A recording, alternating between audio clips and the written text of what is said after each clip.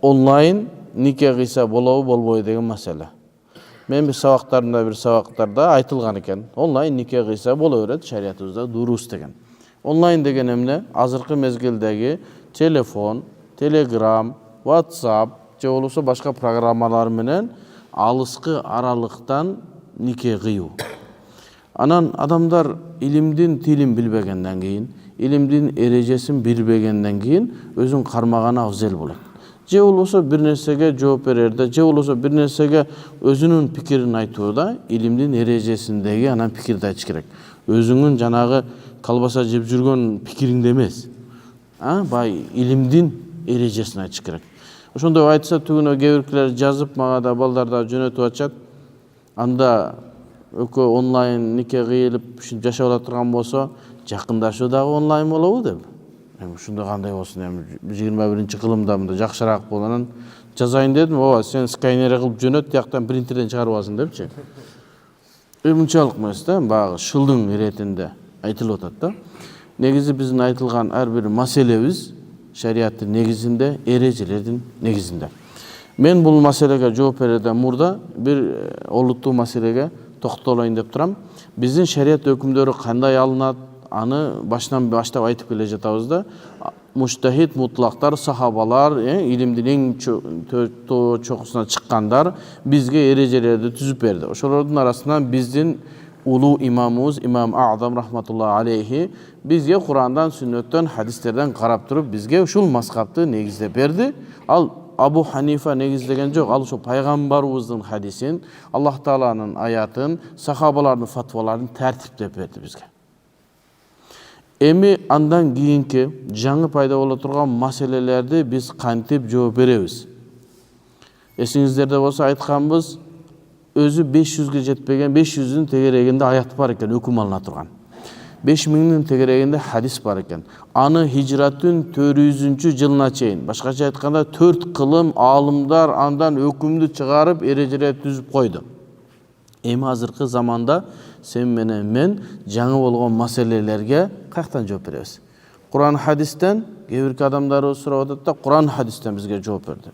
Куран хадис өзү 500 аят болсо, 3000 хадис болсо, сен ар бир сурооңо каяктан мен хадис менен аяттан жооп берейин? Биз ошол Куран хадистен түзүлүнгөн эрежелерден анан кийин башка жаңы пайда болгон маселелерге жооп берилет. Шарият илиминде буну тахриж деп айтат дедик. Аны мазхабтын ичиндеги муштахид даражага жеткен аалымдар, муштахид фил мазхаб, мазхабтын ичинде муштахид даражага жеткен аалымдар шу маселелерди чечет, чечип келе жатышат. Ар бир заманда өзүнүн бир залкар аалымдары чыгат. Ошо Абу Ханифа түзүп койгон эрежелерден жаңы пайда болгон маселелерге эрежелер менен жооп берет. Эми биздин темабызга келсек, нике кыюуда баягы бирөө кичине бир аз окуп алган да, бирөө караган жерлерде окуп алганда, никеде ал экөө тең болушу керек, кыз дагы болуш керек, эркек дагы болуш керек, күбө болуш керек, молдо болуш керек деген шарттарды коюп атат. Ошондой. Нарагыраак өтпөйсүң, болду. Шуну билип алып тур, болду. Ошону дүйнөнүн илимдин баардыгын үйрөнүп алдым дейсиң. Бул нарагыраак өт. Ооба, нике кыюунун бир түрү ушул. Башкача айтканда классикалык түрү ушул. Андан кийин бизде ошол Абу Ханифа рахматуллахи алейхи заманында түзүп койгон никенин башка бир да бөлүктөр бар. Бул бөлүк нике кыйылып атканда кыз менен бала, күбөлөр, молдо бир жерде турган бир сүрөт. Машалла, Аллахым сизден разы болсун. Ушул маселени билдиңизби? Дагы нарабы бир баракты бияка ачыңыз. Нар жакта никенин дагы бир түрү бар. Ар-русул, анан рисала деген. Русул дегени бирөөнү жөнөтөсүн нике кыйдырган. Экинчиси кат кылып жөнөтөсүн. Ошону дагы Ханафи мазхабта илгери менин чоң атамын чоң атасы төрөлү электе жазып эреже кылып түзүп койгон. Кандай ал? Бир бала катты жазат. Паланча айбаты күнчө ал Ошто турат. Бул Бишкекте. Мен сиздин колуңузду сурайм, мага жубайлыкка макулдугуңузду бериңиз. Кат жазат дагы почта менен жөнөтүп. Бир сүрөтү да эми. Аны почтанын адреси барды. Кыз кабыл алды, карады, сүрөтүн көрдү, же болбосо тааныйт. ата енесин чакырат, күбөлөр чакырат. Молдокени чакырат дагы. Мага мындай кат келди. Кааласа катты күбөлөргө окуп берет, кааласа окубайт деле. Айтат ушундай мага, менин колумду сурап ушундай кат келди. Күбөлөр. Силер уккула, молдоке уктуңузбу ата энем? Мен ошо балага турмушка чыкканга ыраазымын деп. Болду, нике кыйылды. Бул никенин экинчи түрү. Рисала, кат менен барылган. Шариятыбызда анын шарттарын коюп койгон. Ал рисала барып колуна тийген болсо, аны окуй турган болуш керек. Окуду, окуп туруп, күбөлөргө угузуп, мына мага кат келди мынаке. Молдоке, мен кабыл кылдым десе, болду, нике кыйылды. Экинчи, үчүнчү дагы бир сүрөтү бар. Элчини жөнөтөт. Мен таксырымды жөнөтөм. Мен Оштогу бир кыздыга үйлөнгөн атам. Менин атыман өкүл болуп барыңыз. Мен калдым биякта. Бул бараттагы паланчайга түкүнчө мен паланчадан өкүл болуп келдим. Элчи болуп келдим. Сиздин колуңузду сурап атат. Кыз күбөлөр чакырат дагы. Мунуу паланчанын элчиси экен. Ата энем, молдоке, мен ошо макулмун. Бул нике кыйылды. Ошо биздин илгерки эле заманда бар маселе болчу бул. Эми ошол маселенин жаңы сүрөтү онлайн. Алымдар эми ошол сүрөт жанагы же рисалага түшүш керек, же элчиге түшүш керек. Катка түшүш керек, же элчиге түшүш керек. Анан бул жаңы пайда болгон маселе бул. Жаңы пайда болгон маселени азыркы жаңы алымдар аны чечет. Азыркы мезгилде дүйнөдө биринчи орундагы алым десеңиз Ханафи мазхабта жаңылбайсыз.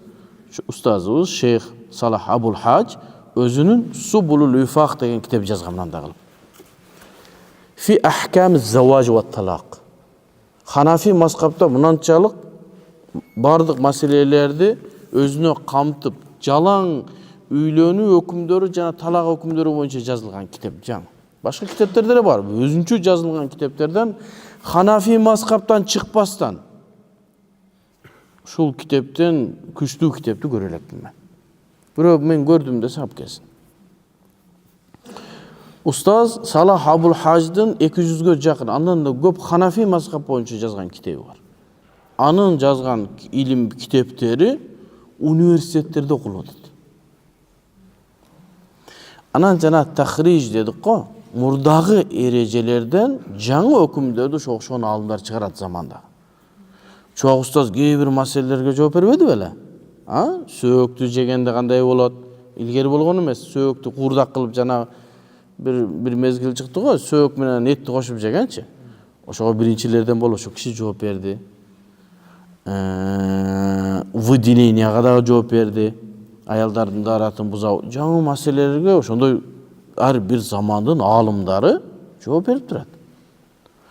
Ошондой чоң алымдардын бирөөсү устаз Салах Абул Хадж азыркы мезгилдеги онлайн же WhatsApp менен же болбосо камера иши кылса азыркы васаил соцсеттер аркылуу нике кыйса болот дейт. Анда да ошол мынау эки элчилик менен китептин экөөнүн сүрөтү табылышы керек дейт. Кандай? Жагат бардыгы бир группага жанагындай групповой конференция кылат. Күбөлөр кыз тарапта болот, ата энеси бардыгы келет. Бала Америкада, мисалы, Америкадан көп келип атат бул маселечи, себеби ал жактан бери чыга албайт. Анан ушундай тиги бала айтат, ушу мен ушу кызга үйлөнөм деп, кыз сен уктуңбу? Уктум. Күбөлөр уктуңар? Болду эке. Кутпаны окуңуз, кыз эмне дейсиң? Максуң бисмилла, Аллаху акбар. Жанагы катыңан дагы жакшы болчу. Угуп атат, көрүп атат. Мына ошондон улам ва аля хаза дейт. Салах Абул Хадж ва аля хаза يتخرج ما كثر السؤال عنه من الزواج بوسائل الاتصال الحديثة كالهاتف والفاكس والإنترنت وغير هذا.